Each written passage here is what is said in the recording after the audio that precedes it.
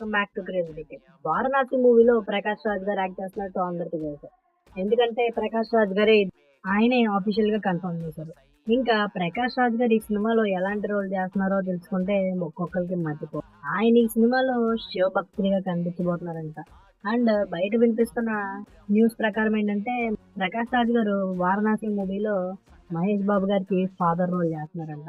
And ఈ father role వచ్చేసి శివుడికి మహాభక్తుడిగా అయితే కనిపిస్తారంట.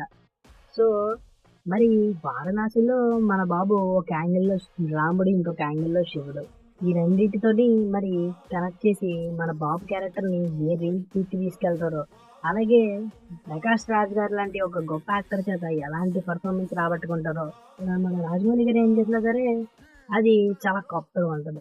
వారణాసి మూవీలో ఈయన క్యారెక్టర్‌ని, ప్రకాష్ రాజ్ గారి క్యారెక్టర్‌ని ఎలా చూపిస్తారో ఏప్రిల్ 7థ్ తెలుసుకుందాం 2027లో.